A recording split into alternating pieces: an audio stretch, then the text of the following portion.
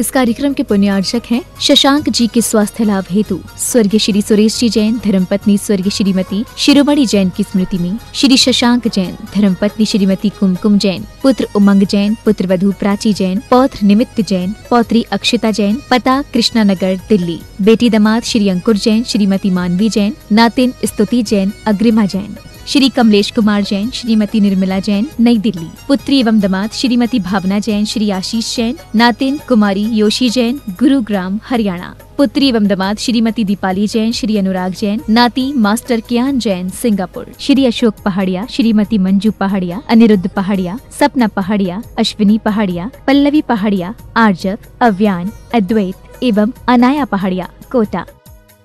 श्री राजकुमार जी, श्रीमती अनीता जी टोंगिया, जयपुर, राजस्थान।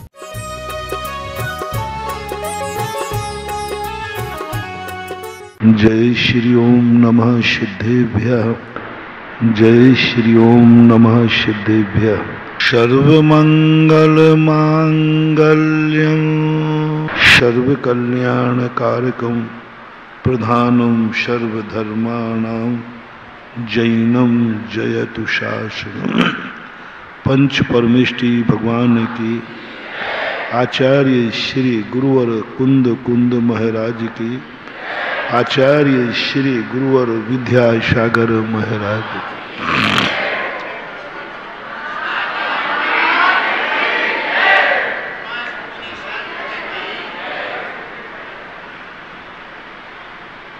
स्वतंत्रता के नाम पर स्वच्छंदता की उड़ान भरने वाले इस संसारी प्राणी के संबंध में हम समझ रहे हैं कि कोई भी सबसे बड़ी संसार का हमने अभी विगत 4-5 दिनों में सबसे बड़ी विनाशकारी अशुभ, अपनी जिंदगी का सबसे बड़ा डाउनफॉल उस समय शुरू होता है। मंत्र दिया था मैंने, जब तुम्हारे मन में ये भाव आवे, मैं जो मन में चाहूं वह होना चाहिए, बस समझ लेना तुम्हारा तेजी से विनाश चालू हो गया।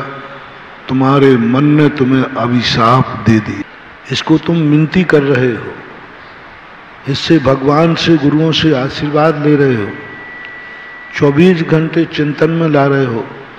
वो दिन कब आएगा जिस दिन मैं जो चाहूं वह होगा। महानुभाव, यही जिंदगी का सबसे बड़ा अभिशाप है। और विगत दिनों से मैंने कहा था, ये विचार जिस दिन तुम्हारे मन में आए, तुम्हारी रूह कांप जाए, अब मेरे मिटने के दिन शुरू हो गए। जब भी तुम्हारे मन में आवे, कभी आएगा। कोई दुनिया में ऐसा व्यक्ति नहीं, अपन ने 2-3 दिन में सिद्ध कर चुके हैं कि ऐसा कोई भी व्यक्ति नहीं है जिसके मन में कभी ये भाव ना आता हो। हमने भी आपको शामिल किया था कि हम भी शामिल हैं। मैं भी इस अभिशाप से नहीं बच पाया, लेकिन बचना है। हर व्यक्ति के मन में एक भाव आता, जो मैं चाहूं हो जाए। अच्छा भाव भी, बुरा भाव तो कह ही दिया था। अच्छा भाव भी, मैं चाहता हूं कि सारी दुनिया मुनि बन जाए। अच्छा भाव है कि बुरा है, पर हमारे लिए खतरनाक है। सारे मंदिर स्वर्णमयी हो जाएं, नहीं। कल तो सारे लोगों को स्पष्ट समझा दिया, चाहे अच्छा भाव हो चाहे बुरा भाव हो, चाहे हमें अच्छा लग रहा हो या बुरा लग रहा हो, हमारा मन किमिक्षक ना हो जाए। हमें कोई किमिक्षक वरदान ना दे देवे। एक और किमिक्षक वरदान मिल रहा है और एक और मौत खड़ी है, तो मौत को स्वीकार कर लेना, लेकिन किमिक्षक वरदान मत लेना। मैं जो सोचूं वह हो जाए, ये वरदान मिले तो नहीं लेना, और मन से सोच तो निकाल ही देना।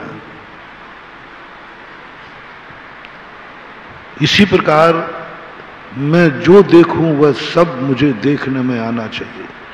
मैं जो देखना चाहता हूं कभी नहीं, जब तुम्हें बात आवे कि मेरी आंखों में इतनी ज्योति हो, मैं जो देखना चाहूं वो देखूं, अंधे बनने का अभिशाप मिल चुका तुम्हें, उसी दिन आप नेत्रहीन होने की बौनी कर चुके। कानों का बताया था, मुख का बताया था, मैं जहां चाहूं वहां विचरण करूं, मुझे कोई रोक टोक नहीं होना चाहिए। पैरालिसिस का कर्म बंध तुमने मान दिया, जन्म से ही पोलियो होने का अभिशाप मिल गया। मैं जो छूऊं वो सोना हो जाए, मेरे घर में इतना अपार धन हो, भिखारी बनने का अभिशाप मिल गया। धन चाहिए मुझे, कैसा भी चाहिए, बस धन आना चाहिए। भूल करके ये विचार नहीं करना ये भिखारी बनने का अभिशाप है, मजदूर बनने का अभिशाप है। ये विनाश निश्चित उसी दिन से चालू हो जाएगा।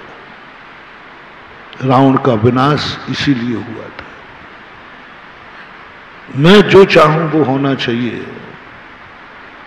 मैं चाहूं कि सोने की लंका हो गई। मैं चाहूं कि मैं कैलाश पर्वत को उठा के फेंक दूं, मिल गई ताकत।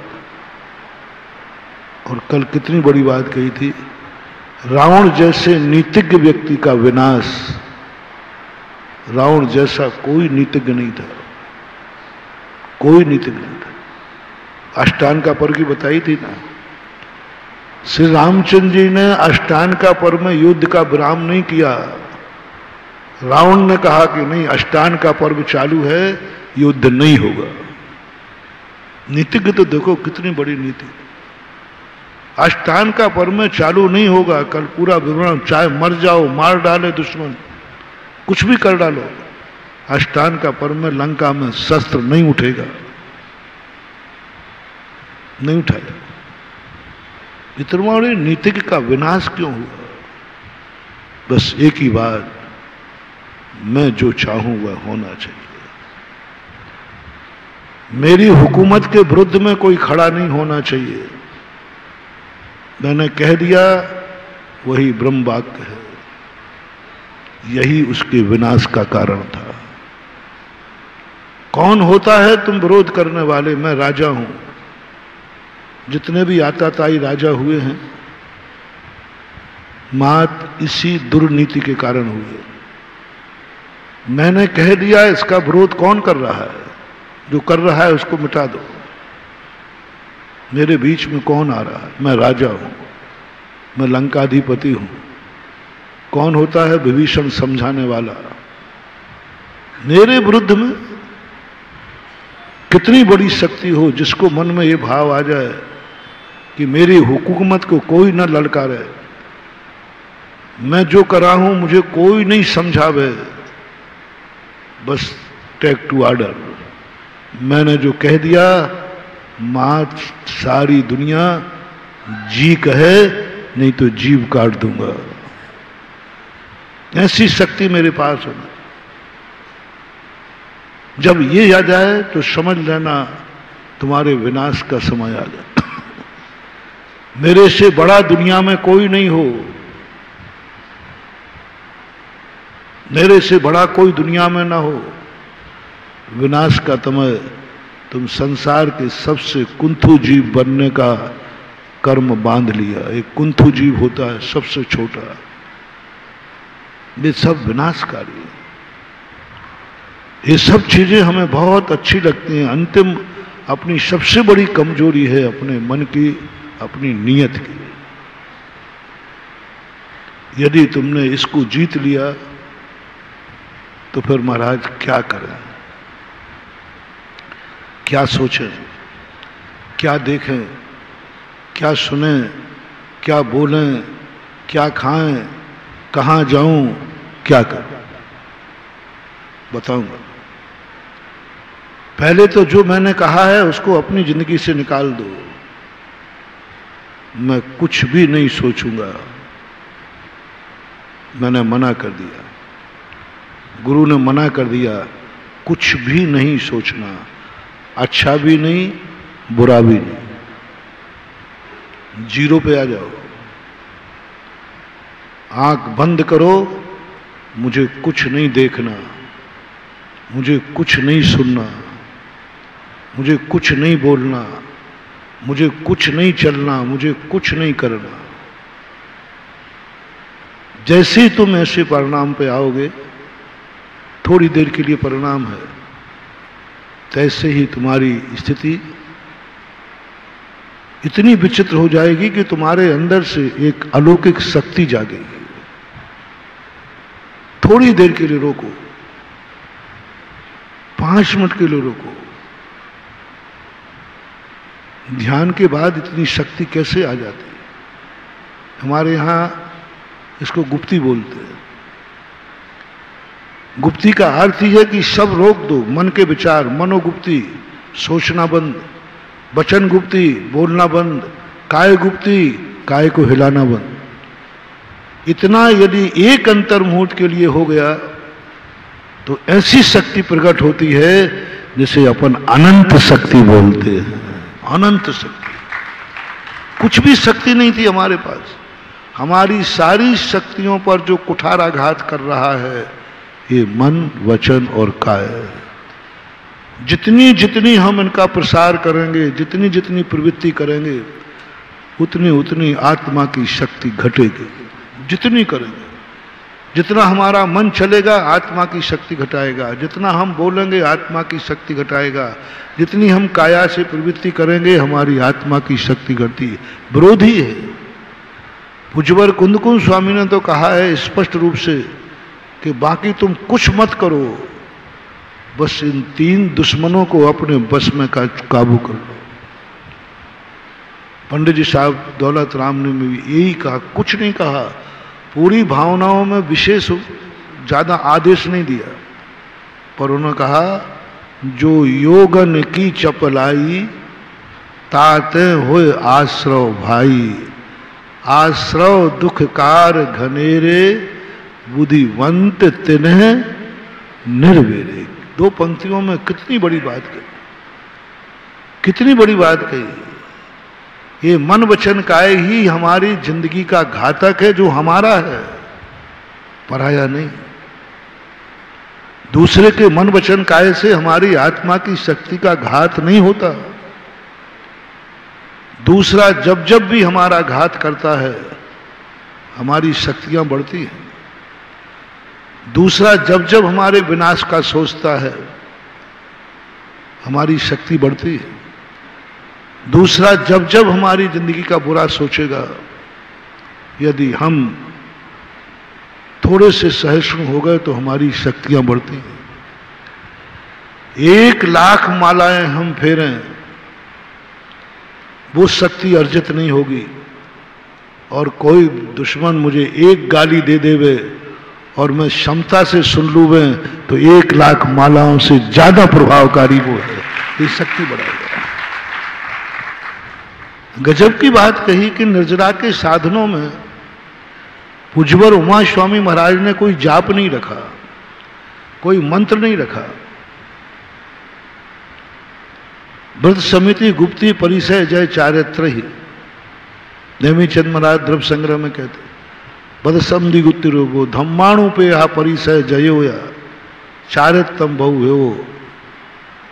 उन्होंने कहा कि तुम जाप करने का, मंत्र करने का, कोई भगवान की आराधना करने का, कोई शुभ प्रवृत्ति करने के निर्जरा के साधन नहीं बताए।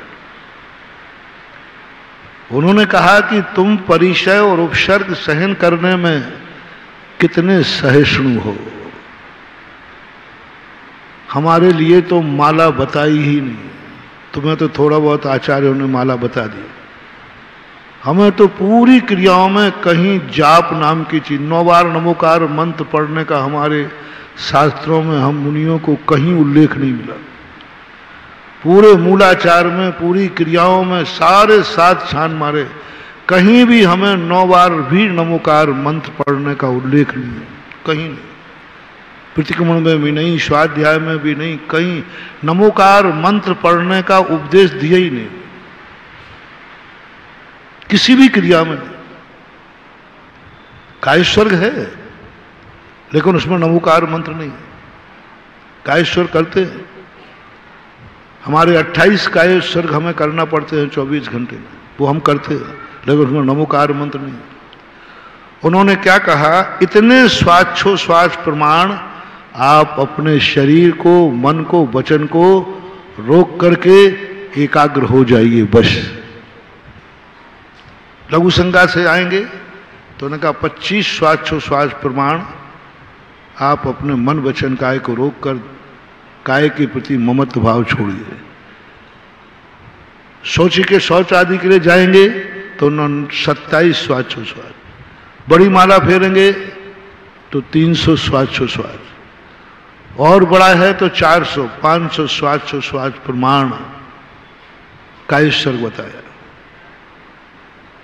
जब मैंने सोचा इसमें कुछ तो पढ़ूं, नवो रिहंताणम नवो सिद्धाणम, बोले ठीक है यदि स्थिर नहीं हो रहा है तो पढ़ ले, लेकिन सेकंड डिवीजन में आएगा। तुरंत नंबर माइनस कर दिए। मैं कायेश्वर में नमोकार मंत्र पढ़ूंगा, बोले पढ़ लेना, सेकंड डिवीजन है। 50 नंबर को 50 नंबर काट लिए, सीधे 50। इतनी माइनस मार्क तो तुम्हारे आईएएस ऑफिसरों के इंटरव्यू में। सीधा मैंने कहा कि मैं नमोकार मंत्र शौच से, लघु शंका से आया हूं, या स्वाध्याय कर रहा हूं, या भगवान की भक्ति कर रहा हूं, तो मैं तो 9 बार नमोकार मंत्र पढ़ लेता हूं। बोले पढ़ लो, 50 नंबर कम, 50 नंबर कम कर, सीधा सेकंड डिवीजन में डाल दिया, शुभ उपयोग में डाल दिया, प्रवृत्ति में डाल दिया। पाप का बंध तो नहीं होगा, लेकिन निर्जरा भी नहीं होगी। फिर क्या करें, कुछ नहीं, मन वचन काय से उत्सर्गित हो जाओ, इसका उत्सर्ग करो, इसके प्रति उपयोग को हटाओ। मन जो का सोच रहा है उसको अपने ज्ञान का विषय मत बनने दो, आंखें जो देख रही हैं उसको ज्ञान का विषय मत बनने दो, वचनों को अपने ज्ञान का विषय मत बनने दो, काया को अपने ज्ञान का विषय मत बनने दो। ये तीनों के प्रति अपने उपयोग को हटाना अनंत शक्ति को प्रकट करना है। वो शक्ति कहीं नहीं देखी मैंने, खूब मंत्र, खूब साधनाएं, तपस्याएं, उपवास सब देख ली, लेकिन वो शक्ति जो मन वचन काय की चेष्टा को, जो मन वचन काय के अनुसार नहीं चलता है, मन वचन काय की सहारा नहीं लेता है, मन वचन काय को अपने आप में उपेक्षा कर देता है, एक अंतर मुहूर्त में इतनी ताकत प्रकट होती है कि एक छद्मस्त व्यक्ति अनंत चतुष्टय का धनी अरिहंत बन जाता है, अरिहंत बन जाता है। महत इतना सा कम किया है, महत कुछ नहीं किया। मुनि महाराज श्रेणी में चढ़ के कुछ नहीं करते, और मन वचन काय को कंट्रोल कर लेते, मन वचन काय की क्रियाओं को बिल्कुल स्तब अपने उपयोग को हटा लेते। तो अपन लोग, आप लोग सब सोचते हैं कि हम जितना मन में सोचेंगे, जितना हम वचन से बोलेंगे, काया से करेंगे, तो ज़्यादा शक्ति प्रकट होने वाली नहीं। जितना जो सबसे ज़्यादा मेहनत करता है ना, उसको सबसे कम मिलता है। सबसे ज़्यादा मेहनत मजदूर करता है, और पैसा सबसे कम मिलता है। चपरासी करता है सबसे कम, ज़्यादा मेहनत, दिन भर, पैसा सबसे कम होता है। और कलेक्टर ऑफिसर सबसे कम मेहनत करता है, और वेतन चिरैया ही तो बनाता है बस, और क्या करता है। ऐसे यहां भी है, हम काय से कितना भी पुरुषार्थ करें, हमारी शक्ति बढ़ेगी नहीं, घटेगी। एक और माइनस पॉइंट, हम जितनी भी चेष्टा करेंगे शक्ति घटेगी, बढ़ने वाली नहीं, बढ़ेगी नहीं। और जो शक्ति बढ़ेगी वो शक्ति तुरंत काम आने वाली नहीं है, वो ब्याज के समान है। किसी को ब्याज का अपन ने पैसा दिया, ब्याज बढ़ेगा भी तो आज नहीं बढ़ेगा, वो साल भर के बाद बढ़ेगा, महीना भर के बाद। तुमने 1 लाख रुपया बैंक में दिए, 1,00,000 रुपया किसी को दिया तो तुम्हारी पूंजी में कम तो आज ही हो गया कि कल हुआ? ब्याज ब्याज कब आएगा? महीने भर बाद आएगा, साल भर बाद आएगा, और आएगा भी कि नहीं ये भी पता नहीं। तुम तो खाली हो गए। जितने भी मन वचन काय की क्रियाएं हैं, चाहे शुभ रूप हो या अशुभ रूप हो, पहले तो एक फैसला करो, इसमें सबसे पहले अपनी शक्ति का क्षय होता है, अपने पुण्य का क्षय होता है। बिल सब जगह है। कुछ भी तुम्हें जो अच्छा लगने वाला है, वो कुछ भी तुम्हें मिलेगा, बिल पेमेंट होगा। जिस होटल में जाओगे कि मुझे अपनी सुरुचिपूर्ण सुविधाएं मिलना चाहिए, वो होटल सस्ती होती जाएगी कि महंगी? हैं? महंगी होती जाएगी, आपका बिल बढ़ता जाएगा। इसी प्रकार संसार में तुम चाहो कि मैं अपनी इच्छा के अनुसार जीऊं, समझ लेना बेटा आपका बिल बढ़ता जा रहा है, आपका बैलेंस खाली होता जा रहा है। ऐसे ही नहीं मिला। आप भारत देश में जन्मे, बहुत पुण्य खर्च करके जन्मे हो। कितने जन्मों का पुण्य जब बिल बना, खर्च हुआ है, तब कहीं तुम्हारा भारत में जन्म हुआ। बिल देखो तुम्हारा कितना लग गया। जैन कुल में जन्मे हो, ऐसे ही नहीं, बहुत बड़ा बिल, ऐसे ही नहीं हो गए। ये चतुर्मास तुम्हें ऐसे ही नहीं मिल रहा है महानुभाव। मुझे मालूम है तुम्हारा कितना जबरदस्त, कितने जन्मों का पुण्य जब उदय में आया है तब हुआ है। उदय को क्या मानते हो?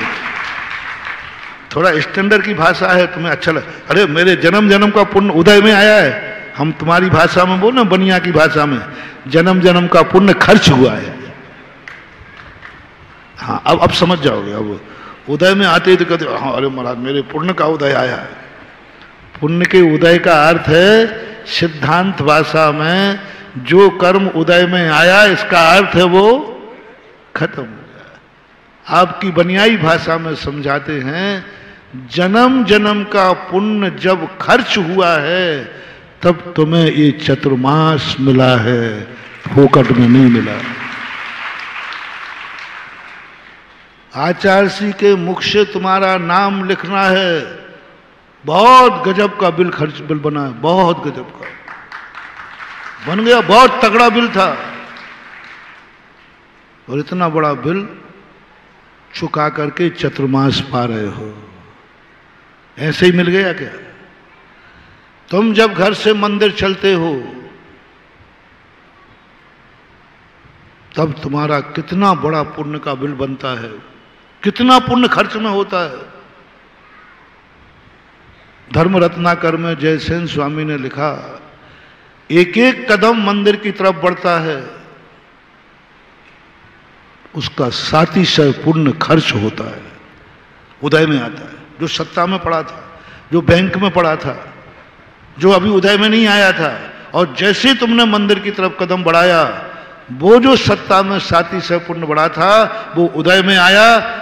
उसी खर्च के कारण से तुम मंदिर की तरफ कदम बढ़ा सके, अन्यथा बढ़ाने लायक ही नहीं होते। और जैसे ही भगवान के दर्शन किए तुम्हारे, ऐसे ही नहीं मिल गए भगवान का दर्शन। बहुत जबरदस्त, कितने भवों का पुण्य था। जब तुमने आंख उठाई तो भगवान सामने था। प्रभु का दर्शन ऐसे ही नहीं मिलेगा। कितना बड़े पुण्य का खर्च होता है तब कोई व्यक्ति भगवान का दर्शन कर पाता है। और अभिषेक का लोटा, ए सुन लो रे भाई, सुन लो, ये लो लाख की बोली में ये सस्ता है सुधा सागर, बहुत सस्ता है, बहुत सस्ता है। एक दिन 7 लाख की बोली गई, बहुत सस्ता है। 1-8 करोड़ की भी जावे तो बहुत सस्ता है, बहुत सस्ता है। तुम मुझे महंगा कह रहे हो? अरे भैया महाराज जी से शांति धारा चाहिए तो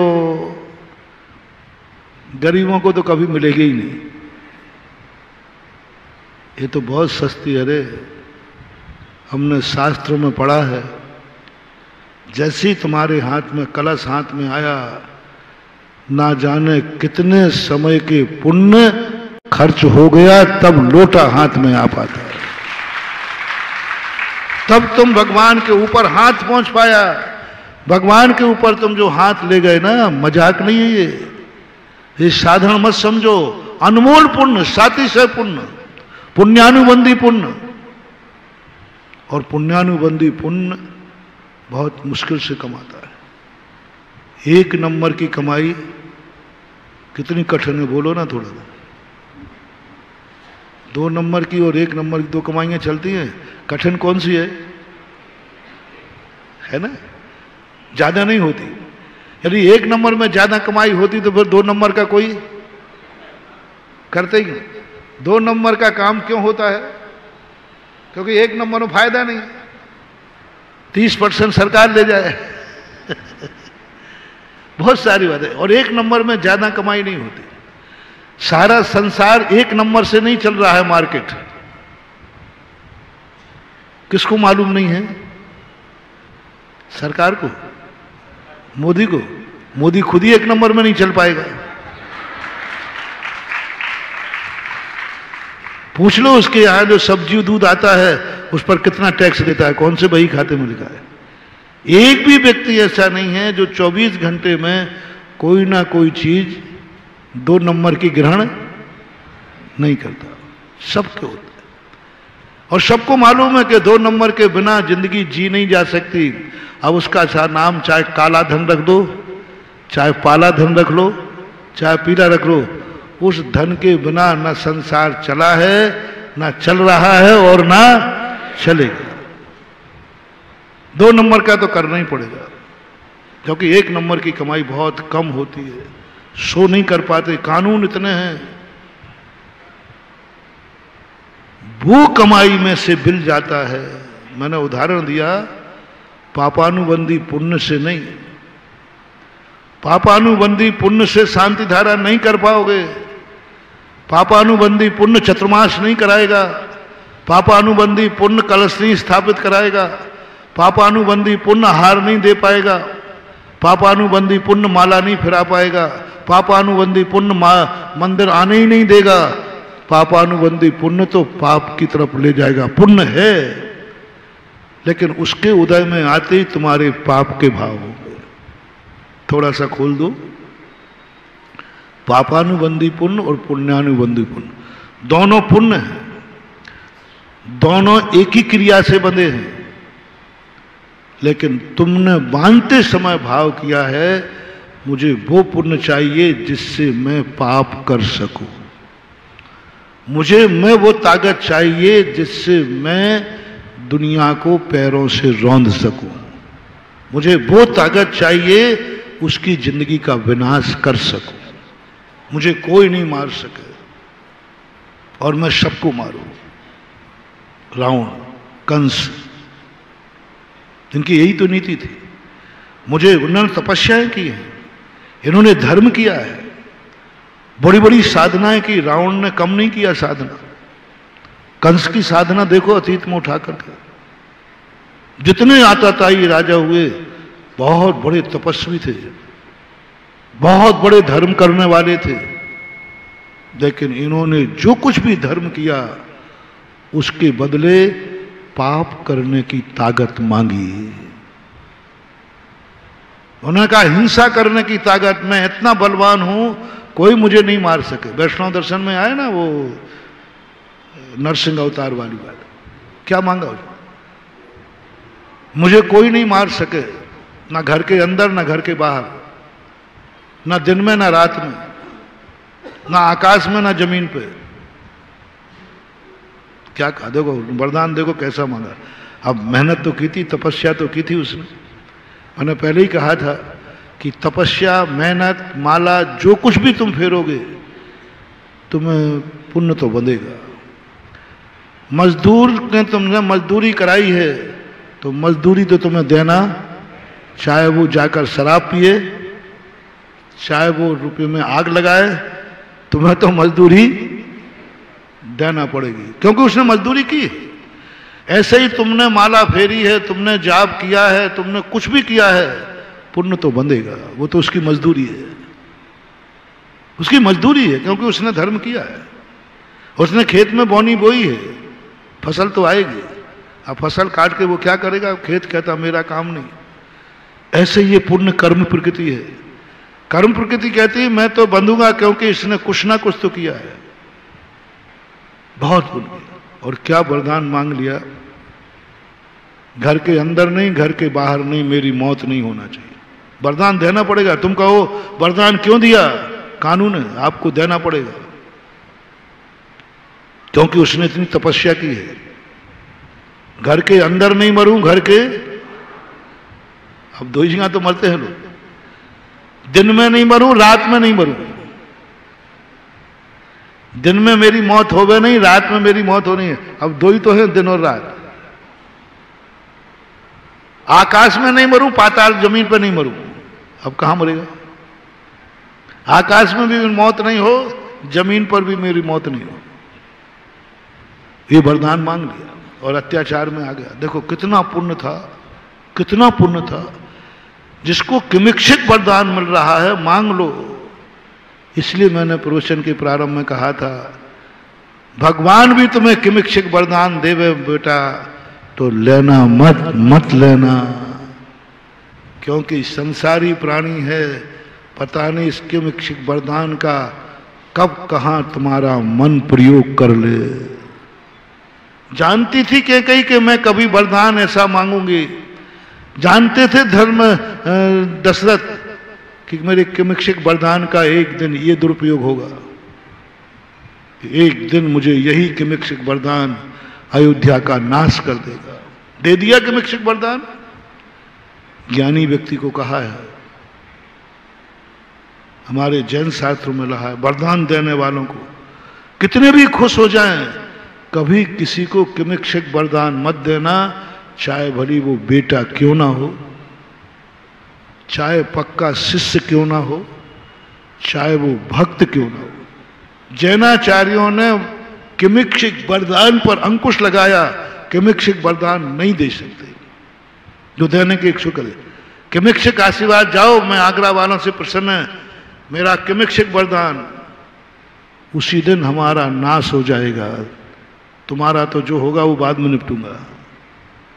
किमिक्षिक वरदान कभी भी अच्छे लोग किसी को नहीं देते, क्योंकि पता नहीं क्या दशरथ जानते थे कि मेरा किमिक्षिक वरदान एक दिन मुझे अभिशाप बन जाएगा? जानते थे। चलो, क्या कैकेयी की उस समय प्लानिंग थी?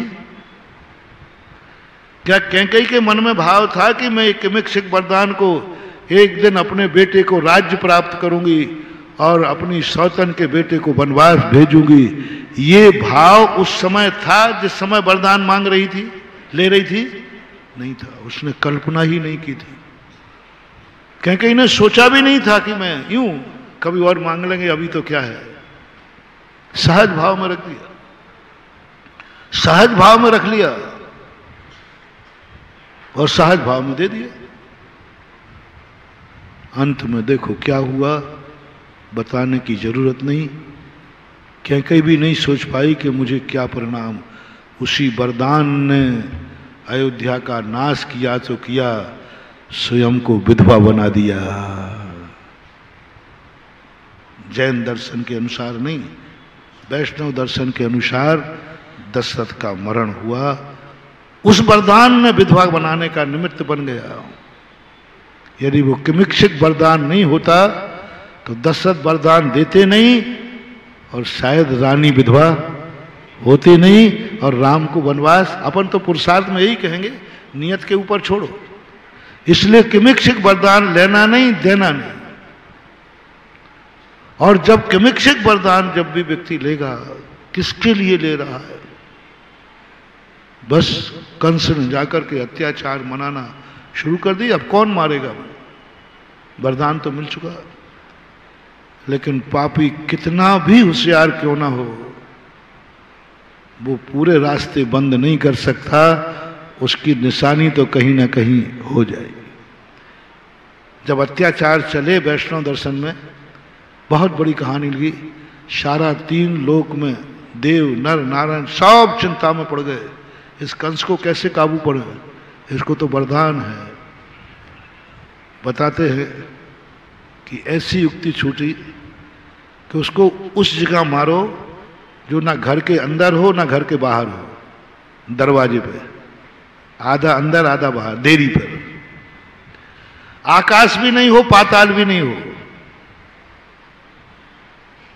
तो उन्होंने क्या किया, अपने पैर को रखा, जंघा के ऊपर मारा, पैर आगे कर लिया, जमीन तो नहीं है ना, आकाश भी जंघा पर रख दिया।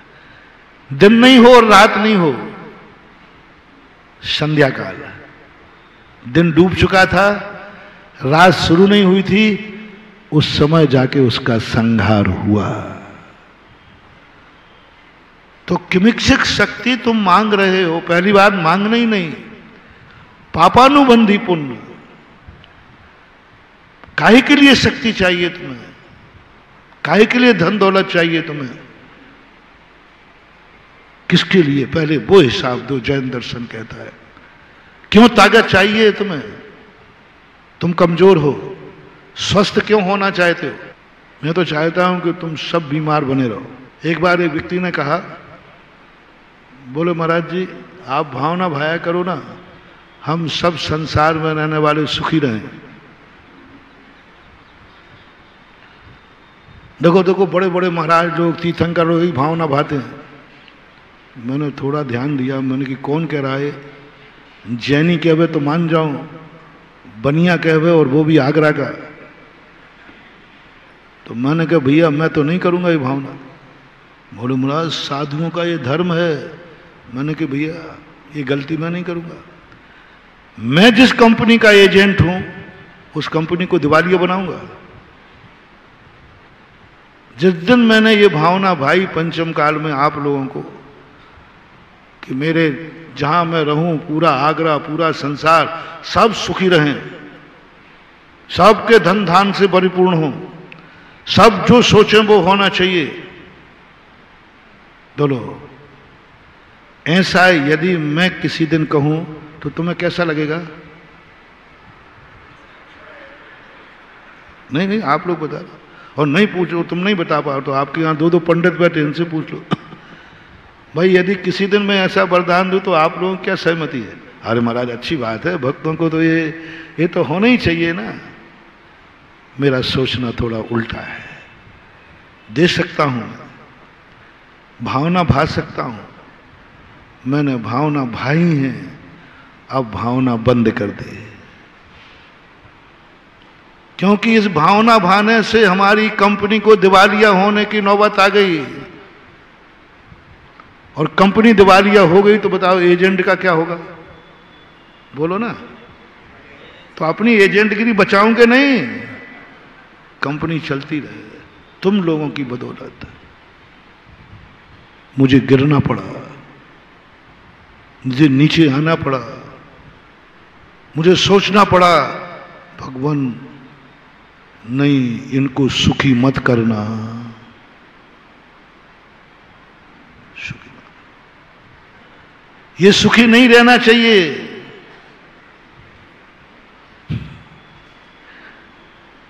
बहुत बुरा लग रहा हूं ना मैं, तुम्हारी बदौलत है इतनी बुरे भाव करना पड़ रहे हैं। हमारी साधु की नियत है कि हमें 24 घंटे एक ही भाव भाना चाहिए, सुखी रहें सब, ये भावना भाना चाहिए। मैंने भाई भाना के मन है, लेकिन तुम्हारी आदतों के कारण मैंने ये भावना बंद कर दिया। जैसे ही तुम सुखी रखोगे, मैं तुम्हें एक एग्जाम्पल देता हूं, जैसे तुम्हारे सुख बढ़ेगा, धन बढ़ेगा, सब कुछ बढ़ेगा, बोलो झूठ मत बोलना, तुम्हारा जीवन के आचार विचार सुधरेंगे, आप धर्म की तरफ बढ़ोगे कि अधर्म की तरफ बढ़ोगे। पैसा बढ़ेगा तो पाप का भाव होगा कि पुण्य का? देख लो कितने % 90% बड़े आदमी मंदिरों में आने के लिए, एक बड़े आदमी को मैं 4 महीने में मंदिर नहीं बुला पाऊं, अभिषेक का लोटा नहीं दे पाऊं, और एक दुखी गरीब को कहने की देरी नहीं, महाराज आप तो जो कहो वो करने को तैयार हो।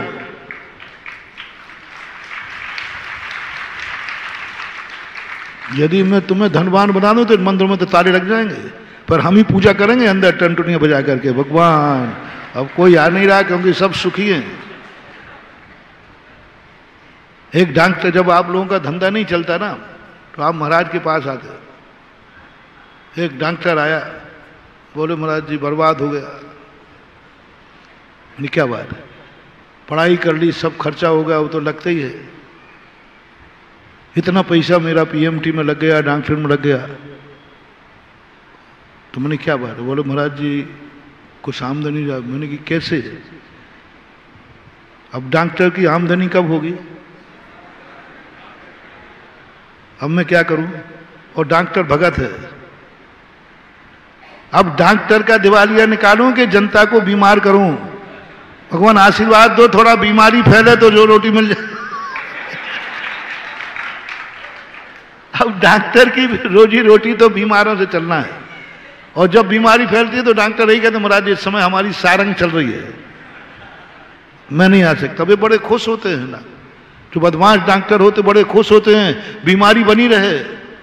आजकल तो बड़े बड़े मेडिकल वाले लोग दवाई बेचने के लिए बीमारी फैलाते हैं।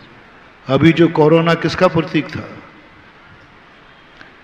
चौथी बार जो लहर आई थी ना, वो लहर नहीं थी। सारे विश्व के अंदर भारत में इतनी वैक्सीन बन गई, वो वैक्सीन खर्ची नहीं हो रही पर रखी हैं, तो उस वैक्सीन को निकालने के लिए हल्ला फैलाया, चौथी लहर कोरोना की चल रही है। तो जिन्होंने वैक्सीन नहीं लगवाई थी, जिन्होंने एक लगवाई थी, एक खपाने के लिए लहर फैलाई थी, वैक्सीन खपाने के लिए लहर फैलाई थी और फैला दी। बीमारी फैला देते हैं आजकल, कुछ मतलब नहीं है। 2 चीजें इस कंचम काल में सबसे बड़ी अभिशाप बनी है, मेडिसिन और एजुकेशन।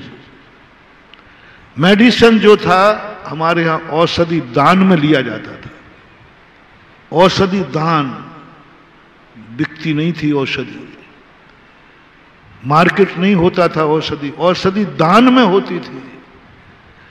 वैद्य कभी औषधि फीस नहीं लेता था। फॉर एग्जाम्पल,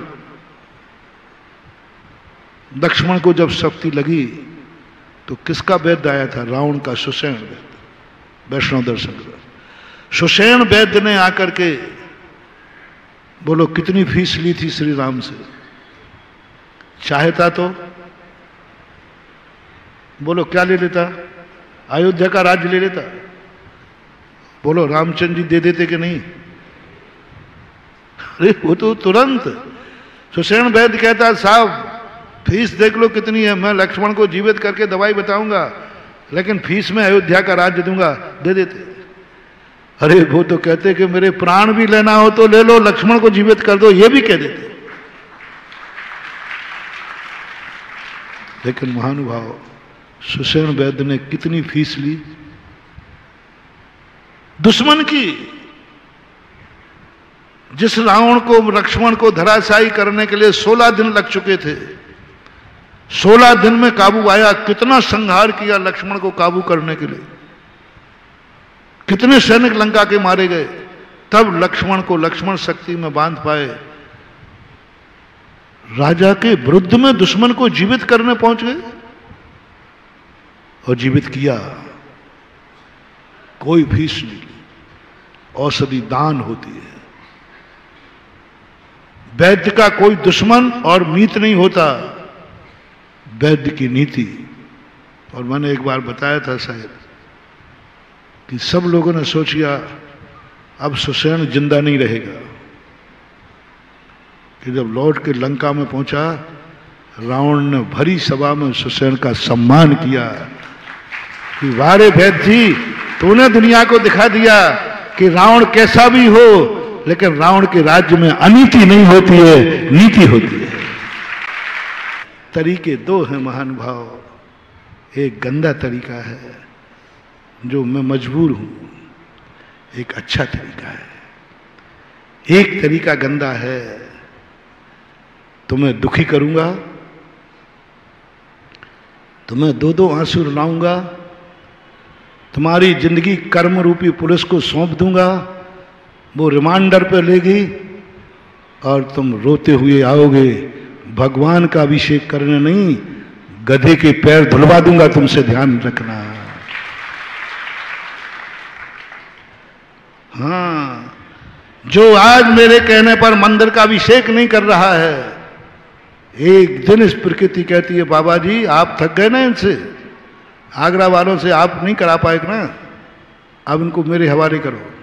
पुलिस यही बोलती है, जब मजिस्ट्रेट के सामने अपराधी कबूल नहीं करता तो पुलिस वाले कहते सर आप क्यों इनसे माथापच्ची कर रहे हो, ये लातों के देवता बातों में आने वाले नहीं हैं, ये आपके सामने कबूल नहीं, तो फिर क्या करें साहब, रिमांडर पे दे दो। और जैसे ही रिमांडर पे लेता है 5-7 दिन के बाद फिर वही व्यक्ति जो कह रहा था कुछ नहीं, ऐसा नहीं, क्यों भाई कि हाँ साहब किया है, मूर्ख कहीं का, पुलिस की मार न सजा में आती है, बेफालतू खा लिया। हे मूर्खो, आओगे इस दरवाजे, आओगे आओगे आओगे, लेकिन कर्म की मार से आओगे, मजा नहीं आया। बुरे दिन आएंगे तब आओगे, मजा नहीं आया। दुनिया की ठोकरें खा के आओगे। जब सब तरफ से व्यक्ति हार जाता है ना,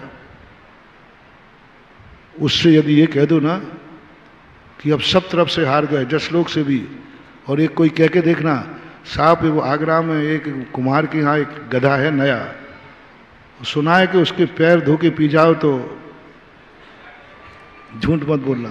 सब तरफ से तुम हताश हो चुके हो, जसलोक से वापस आ गए, कुछ भी नहीं है, मात किसी ने एक सुर्री छोड़ दी, तो सच बोलना तुम्हारा मन क्या करेगा, बोलो ना, मरता क्या नहीं करता। लोग कहेंगे भाई गधे के ऐसा होता है क्या, तो मन कहेगा अरे नहीं होगा, करने में क्या बिगड़ता है। ये तो भाव आ ही जाएगा ना, करने में हो। बुरे दिन में तुम गधे के पैर इसलिए धो रहे हो और तुम भी कह रहे हो हाँ नहीं होता तो नहीं है, लेकिन करने में क्या बिगड़ता है। सुख के दिनों में यही कर लो ना कि भगवान के अभिषेक से कुछ नहीं होता है, लेकिन करने में क्या बिगड़ता है।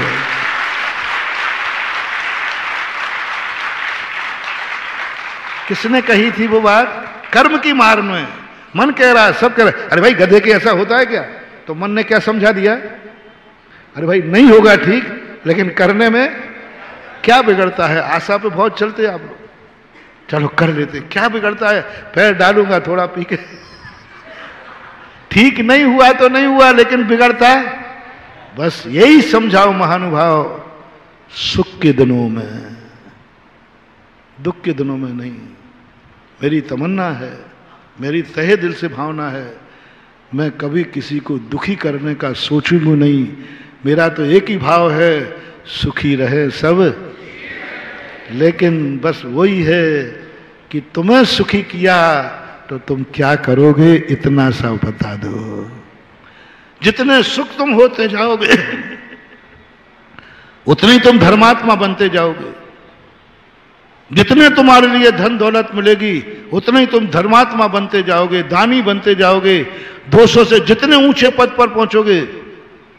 अभी तक तो नौकरी नहीं लगी थी तो अभिषेक नहीं करता था, अब तो अभिषेक जरूर होगा, अब तो आहार दान जरूर होगा, अब तो रात्रि में भोजन खाने का तो क्या, पानी भी नहीं पीऊंगा, क्योंकि अब तो मैं ऑफिसर हूं, कोई मजबूरी है ही नहीं। अब तो सब व्यवस्थाएं हो जाएंगी, ऑफिसर हूं, जिस समय ऑर्डर होगा उस समय टिफिन पहुंचेगा कि नहीं कलेक्टर साहब का। यदि कलेक्टर कहते कि मुझे 5 बजे भोजन चाहिए तो मिलेगा कि नहीं। अब तो क्या करेंगे, अब तो और अच्छा धर्म कर सकता हूं क्योंकि मैं बड़े पद पर हूं। बड़े पद पर हूं, मेरे यहाँ तो बहुत अच्छा धर्म है, हर कार्य के लिए नौकर लगे हैं, नौकरानी लगी, अब तो और धर्म फ्री कर सकता हूं। पहले तो प्रवचन सुन नहीं सकता था क्योंकि रोटी बनाना है, अब तो नौकरानी लगी है, अब तो सुनने में कोई बाधा नहीं, अब तो मुझे कोई बाधा नहीं, कितने ही टाइम लग जाए। क्या सुख पाने के बाद ऐसा भाव आएगा? ऐसा भाव आएगा? यदि ऐसा भाव आ रहा है तो वो है पुण्यानुबंधी पुण्य। पुण्य का उदय आया और तुम्हें पुण्य करा दिया। नौकर आया तो मंदिर में मिले, सेठ तुम्हारे कपड़े धो रहा है तो मंदिर में द्रव्य धो रहे हो, बस हो गया काम, हो गया। वो तुम्हारे कपड़े धो रहा है और तुम क्या धो रहे हो? यहां मंदिर में द्रव्य धो रहा है। मैंने कि भाई क्या कर रहे हो? सेठ जी बोले महाराज फ्री टाइम था। बोले क्यों? कपड़े धोने का समय नौकर ने ले लिया, पुण्य का उदय है, तो मैंने सोचा मैं भगवान का द्रव्य धो दूं, क्योंकि वो समय बच गया मेरा। नहीं तो कर्म फूटे होते, गरीब होता तो महाराज ये समय कहाँ लगता, कपड़े धोने में निकलता। जितनी देर में मैं रोटी बनाने महिला कहती उतने में मैं यहाँ जाकर के भक्तांबर पढ़ रही हूँ। क्यों फ्री? क्योंकि घर भोजन बनाना नहीं जाना है। अरे काय को जाना महाराज जी, नौकरानी लगी है, पुण्य का उदय है, तो मैंने सोचा कि चलो भगवान का एक बार भक्तांबर पढ़ने, फ्री टाइम है। जब जब पुण्य के उदय से तुम्हें कोई सुख मिले, मोटिवेशन मंत्र बनाओ। जब जब तुम्हें पुण्य के उदय से कोई सुख मिले, उस सुख को यदि तुम धर्म की कमाई कन्वर्ट कर दो तो पुण्यानुबंधी पुण्य, फिर मैं तुम्हारे सुखी रखने की भावना भाऊंगा। कलेक्टर बनने के बाद भी अभिषेक होगा, आहार दान होगा, रात्रि भोजन नहीं होगा। मैं हर आईएएस ऑफिसर बनने वाले के साथ हूं और भावना भाऊंगा कि सफलता मिले। लेकिन सफलता के बाद धर्म छूट जाए और तुम पापी बन जाओ तो आई एम सॉरी प्लीज, फिर मैं इतना गया बीता भी नहीं हूं, मुझे तुमसे इतना मोह भी नहीं है, इतना राग भी नहीं है, बस करुणा जरूर है।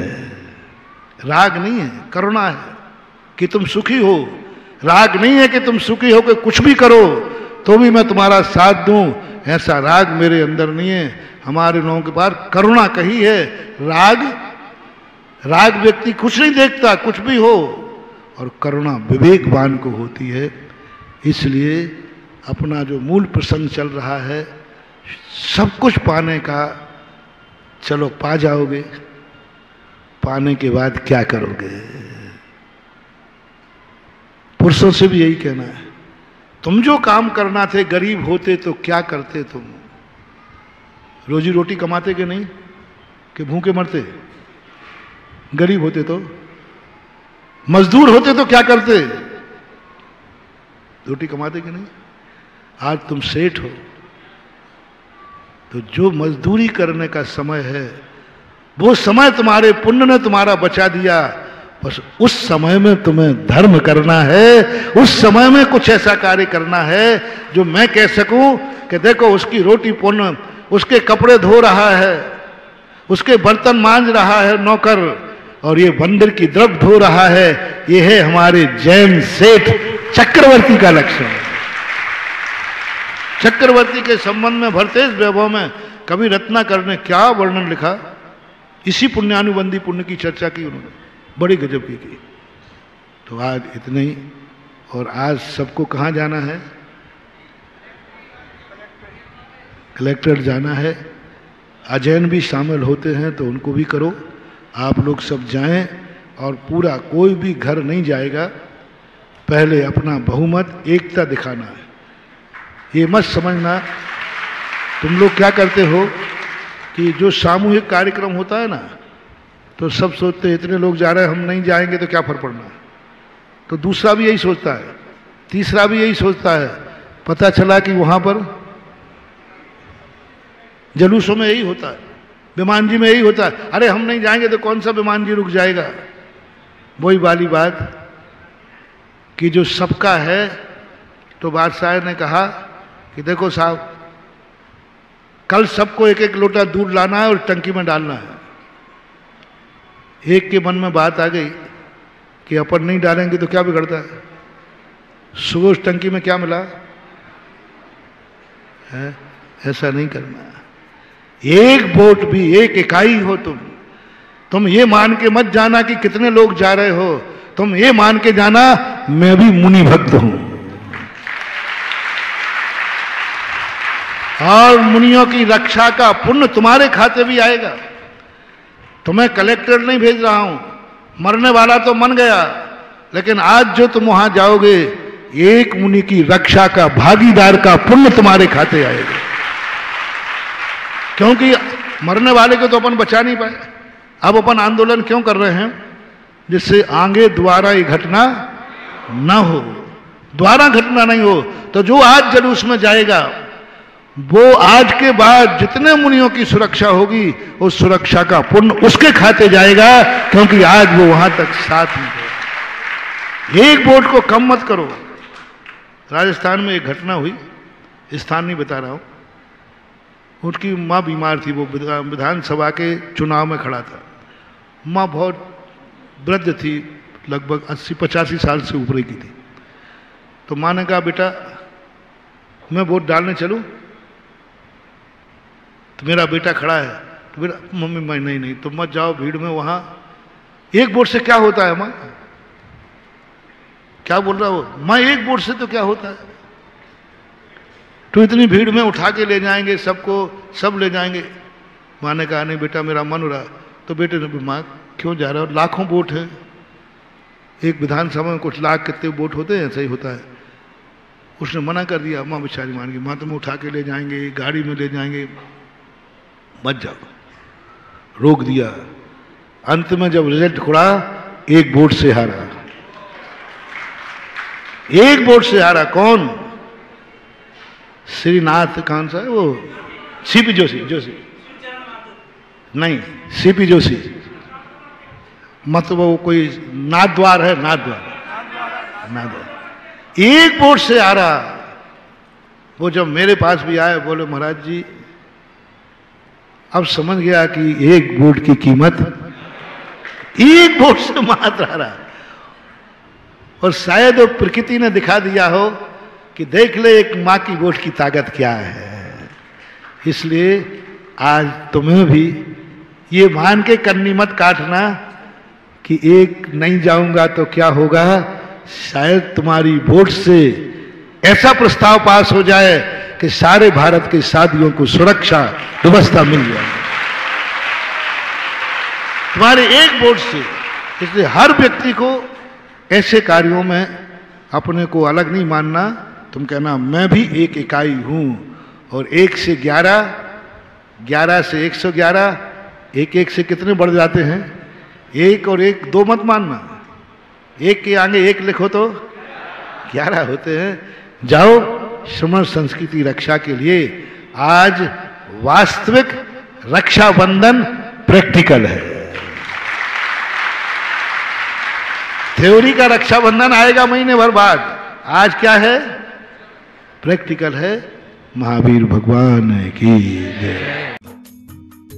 इस कार्यक्रम के पुण्यार्चक थे शशांक जी के स्वास्थ्य लाभ हेतु स्वर्गीय श्री सुरेश जी जैन, धर्मपत्नी स्वर्गीय श्रीमती शिरोमणि जैन की स्मृति में श्री शशांक जैन, धर्मपत्नी श्रीमती कुमकुम जैन, पुत्र उमंग जैन, पुत्र वधू प्राची जैन, पौत्र निमित्त जैन, पौत्री अक्षिता जैन, पता कृष्णानगर दिल्ली, बेटी दामाद श्री अंकुर जैन, श्रीमती मानवी जैन, नातिन स्तुति जैन, अग्रिमा जैन, श्री कमलेश कुमार जैन, श्रीमती निर्मला जैन, नई दिल्ली, पुत्री एवं दामाद श्रीमती भावना जैन, श्री आशीष जैन, नातिन कुमारी योशी जैन, गुरुग्राम हरियाणा, पुत्री एवं दामाद श्रीमती दीपाली जैन, श्री अनुराग जैन, नाती मास्टर कियान जैन, सिंगापुर, श्री अशोक पहाड़िया, श्रीमती मंजू पहाड़िया, अनिरुद्ध पहाड़िया, सपना पहाड़िया, अश्विनी पहाड़िया, पल्लवी पहाड़िया, आर्जव, अव्यान, अद्वैत एवं अनाया पहाड़िया, कोटा।